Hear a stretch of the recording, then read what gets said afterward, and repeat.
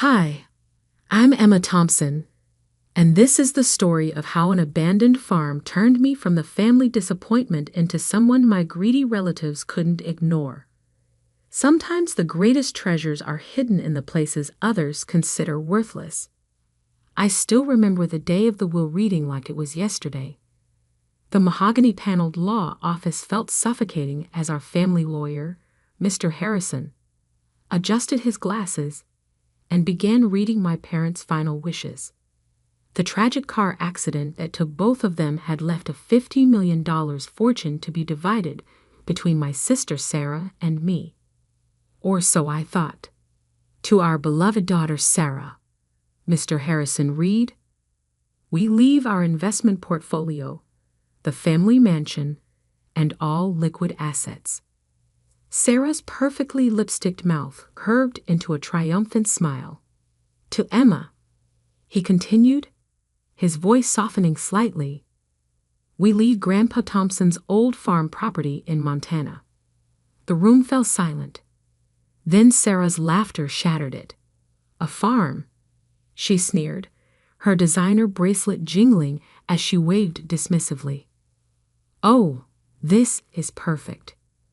Little Emma always did prefer playing in the dirt to attending charity galas.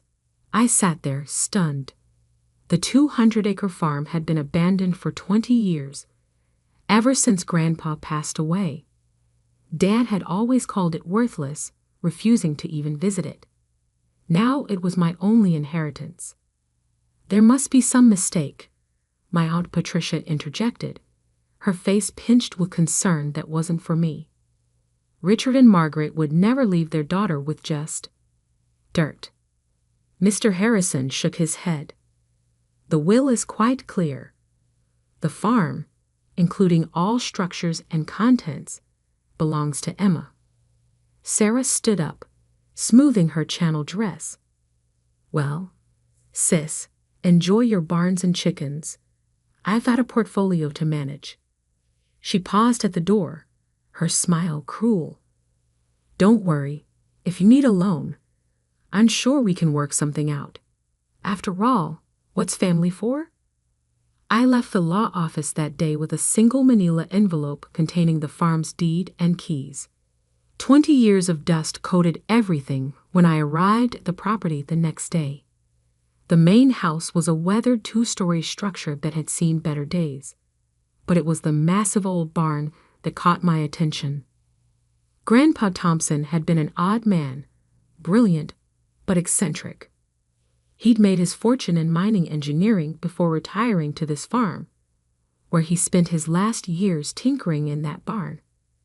Dad always said the old man had lost his mind, wasting his genius on a worthless piece of land. The barn door groaned as I pushed it open. Sunlight filtered through gaps in the wooden walls, illuminating decades of cobwebs. Old farming equipment sat rusting in corners. But something felt off about the space. The dimensions didn't quite match the exterior. I remember following Grandpa here as a child, watching him disappear for hours behind a hidden door. "Our little secret," he'd whisper, winking. After his death, no one could find that door. Dad searched briefly before declaring it another of his father's delusions. But I remembered. 3 taps on the north wall, then pushed the 4th board from the bottom. My hands trembled as I followed the long-forgotten pattern. Click. A section of wall swung inward, revealing a staircase descending into darkness. My phone's flashlight illuminated the way down to a massive underground room. What I saw inside made my heart stop. Covering the walls were detailed geological surveys, mining charts, and chemical analyses. In the center sat a sophisticated testing lab, preserved under dust covers. But it was the safe in the corner that changed everything. The combination was my birthday. Grandpa never forgot it, even in his final days. Inside, I found a leather-bound journal and a USB drive. The journal's first page read, "To Emma, the only one who ever bothered to listen." As I read through his meticulous notes, tears filled my eyes. Grandpa hadn't lost his mind. He'd made a discovery that would reshape the entire mining industry. The worthless farm sat on top of one of the largest rare earth element deposits in North America. He developed a revolutionary extraction process that was both efficient and environmentally friendly. The USB drive contained detailed patents, already filed, but never activated. Grandpa had been waiting for the right moment, and the right person, to bring his discovery to life. My hands shook as I realized what this meant. The farm wasn't worthless. It was worth billions.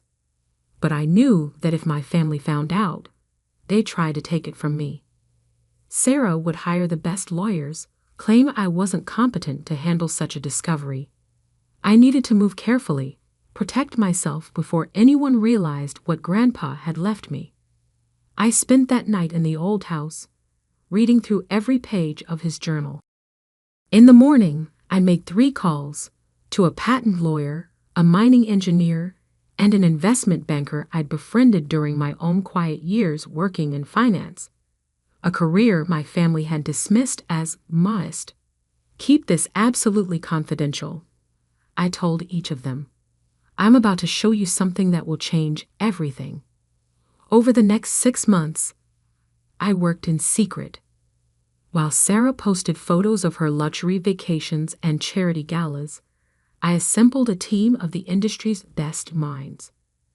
The old barn became our command center, its hidden lab modernized with cutting-edge equipment. "These patents are revolutionary," Dr. Chen, our lead engineer, explained during one late-night session. "Your grandfather's extraction process could make rare earth mining both profitable and environmentally sustainable. Do you realize what this means?" I did. With the growing demand for rare earth elements in everything from smartphones to electric vehicles, we were sitting on a gold mine. Literally and figuratively. We'd incorporated Thompson Sustainable Resources quietly through a series of shell companies. I used my savings from years of careful investing to fund initial operations. Every step was calculated to keep my family in the dark. Then came Sarah's wedding, a lavish affair at the family mansion. I almost didn't attend, but I knew my absence would raise questions. "Oh, Emma," Sarah exclaimed with false warmth when I arrived. "How's farming going?" Her new husband, a hedge fund manager, snickered. "It's quite educational," I replied mildly. "Actually, I've been meaning to ask, how's the tech sector of your portfolio performing?" Sarah's smile faltered slightly. "Why? Just curious. I heard rare earth element shortages are causing problems for manufacturers. Must be affecting stock prices." "I haven't checked recently," she admitted, clearly uncomfortable with her lack of knowledge. "You should look into it," I suggested, hiding my smile behind a champagne glass.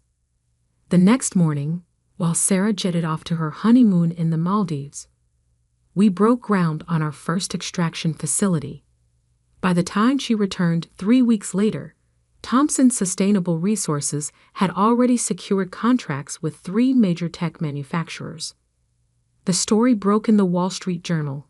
Revolutionary mining company disrupts rare earth market. My phone exploded with calls from family members as our company's value soared past $1 billion in its first public trading day. "Emma," Sarah's voice was shrill when she finally reached me.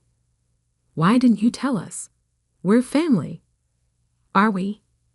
I asked quietly. I thought I was just the girl who got dirt for her inheritance. The next few weeks were chaos. Sarah and Aunt Patricia tried to claim that Grandpa's patents should have been part of the family estate. Their lawyers argued that I had concealed valuable assets. But Grandpa had planned everything perfectly. His will explicitly stated that halal contents of the farm, including any intellectual property developed there, belonged to me. The hidden lab's existence proved he developed everything on the farm property. The final showdown came at an emergency family meeting called by Aunt Patricia. They all sat around the massive dining table in the mansion, the same table where they'd once mocked my modest career choices. "You have to understand," Sarah pleaded, her designer bracelets clinking nervously. "Dad would have wanted the family to share in this." I pulled out Grandpa's journal, opening to a marked page. "Dear Emma," I read aloud, "I'm leaving you this farm because you're the only one who saw its value beyond dollar signs. Your father and sister chase wealth, but you chased knowledge. That's why you'll succeed where they failed." The room fell silent. "You know what the difference is between us, Sarah?" I continued, closing the journal. "When you got the family fortune, I congratulated you. When I built something of my own, you tried to take it. We can work something out," she began, but I cut her off. "Actually, we can't, but I will give you some free advice. Invest in sustainable technology. Thompson Sustainable Resources is about to announce a major expansion." As I walked out of the mansion, Aunt Patricia called after me. "Your parents would be ashamed of how selfish you're being." I turned back one last time. "No, they'd be ashamed. They never saw what Grandpa saw in me. But that's their loss. Just like this company is your loss." Today, Thompson Sustainable Resources is valued at $12 billion. We're revolutionizing the mining industry while protecting the environment. The old farm has become a state-of-the-art research facility, though I kept the barn exactly as Grandpa left it, secret room and all. Sarah still tries to reconcile occasionally, usually when she needs something. Last month, she called about investing in our latest venture. I had my assistant direct her to our public investor relations line. The family mansion was recently put up for sale. Sarah's risky investments and lavish lifestyle had finally caught up with her. I bought it through a shell company and turned it into a science education center for underprivileged kids.